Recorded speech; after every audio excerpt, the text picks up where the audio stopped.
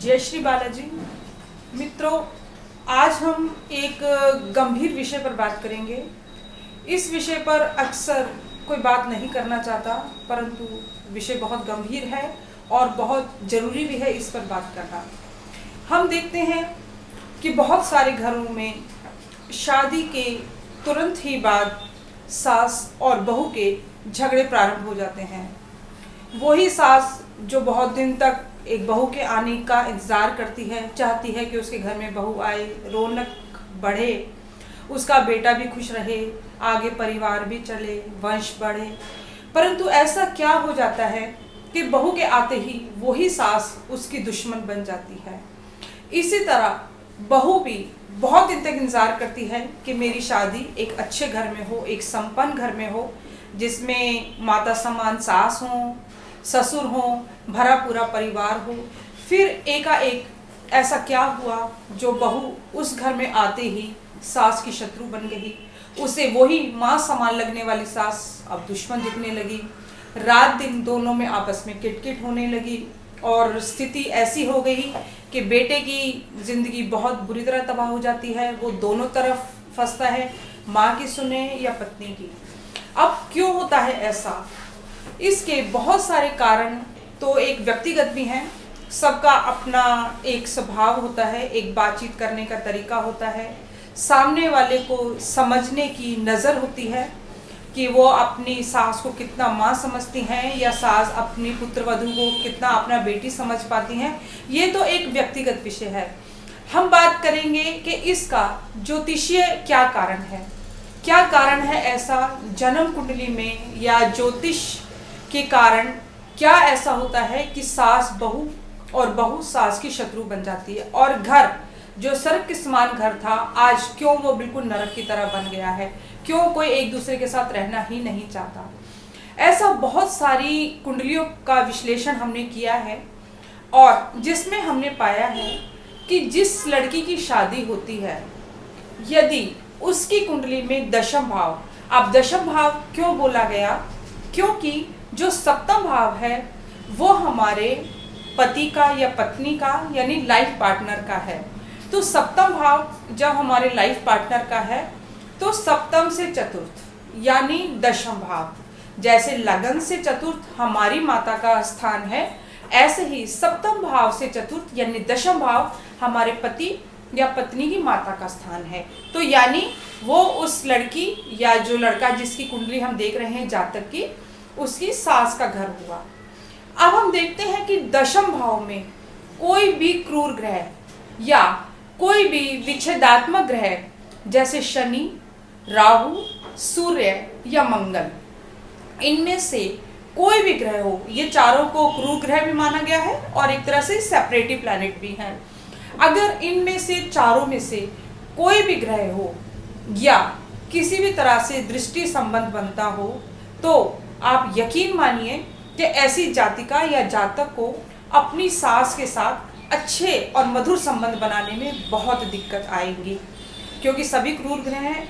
एक बात और, दशम भाव में जो राशि है यानी जो सास का जो एक तरह से उसका जो स्वामी है, सास वाले घर का दशम भाव का जो स्वामी है, वो भी अगर 6, 8 या 12 इन भावों में से किसी में जाकर स्थित हो जाता है, तब भी उस पुत्रवधू को अपनी सास के साथ अच्छा संबंध बनाने में बहुत दिक्कत आएगी और संबंध मधुर नहीं रह पाएंगे।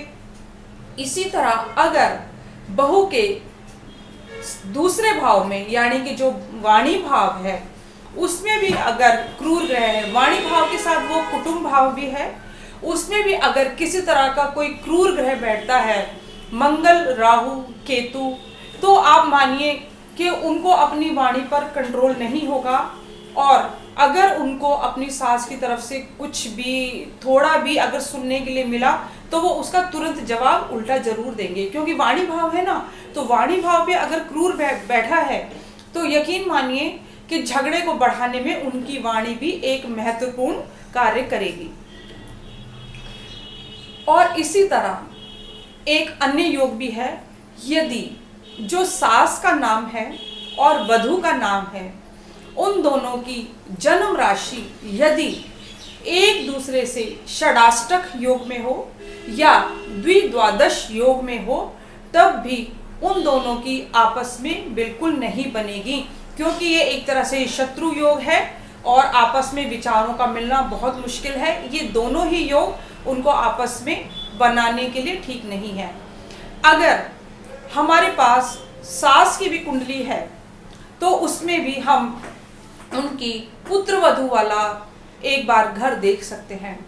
अब पुत्र वधू के लिए कौन सा घर देखेंगे, इसके लिए हम देखेंगे 11वां भाव, पंचम भाव से सप्तम। ठीक है, 11वें भाव को हम देखते हैं। अगर 11वें भाव में कोई भी क्रूर ग्रह है, क्रूर राशि है, या उस राशि का स्वामी राहु, केतु, शनि या मंगल के साथ है, तो ये सास भी अपनी बहू के साथ बिल्कुल नहीं बना पाएंगी। उनको बात बात में ऐसा लगेगा कि मैं बहू को जरूर कुछ ना कुछ क्रूर शब्द बोलूं जिससे उसका दिल दुखे। और इसी तरह अगर सास की कुंडली में भी जो दूसरा भाव है, द्वितीय भाव है, उसमें भी अगर कोई क्रूर ग्रह बैठा है, शनि राहु मंगल बैठा है, तो निश्चित ही उनको भी अपनी वाणी पर कंट्रोल नहीं होगा और अपनी वाणी से ही वो अच्छे रिश्तों को भी खराब कर लेंगी।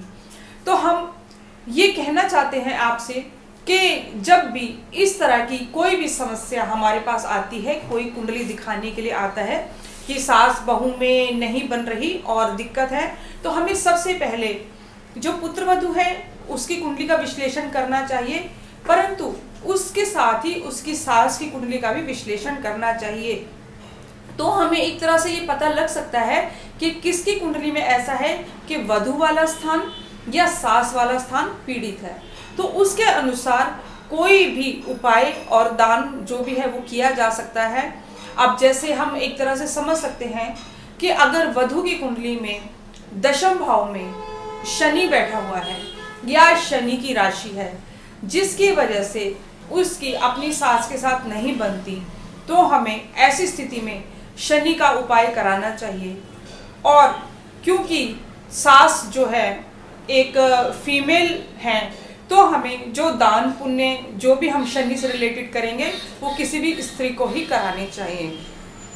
अगर राहु बैठा है तो राहु क्या है, अगर वधू की कुंडली के दशम भाव में राहु है तो राहु का काम क्या है, भ्रम।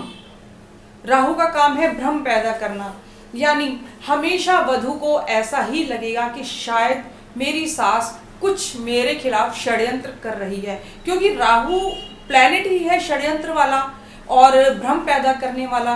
तो अगर राहु है और अगर वह चंद्रमा भी आ गया तो आप निश्चिंत मानिए बहू को हमेशा ये वहम रहेगा कि मेरी सास शायद मेरे खिलाफ कुछ न कुछ षड्यंत्र करती है, और इससे क्या होगा, बहू की मानसिक स्थिति खराब होगी और वो हमेशा सास को शत्रु ही समझेगी।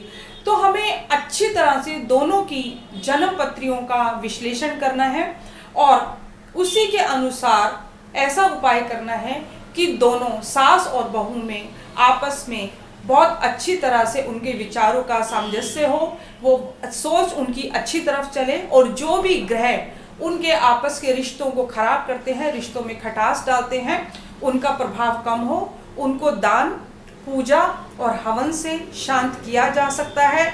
साथ में अगर लगन को भी स्ट्रॉन्ग किया जाए, देखिए लगन स्ट्रॉन्ग करने से क्या होगा, दोनों की सोच स्ट्रॉन्ग होगी।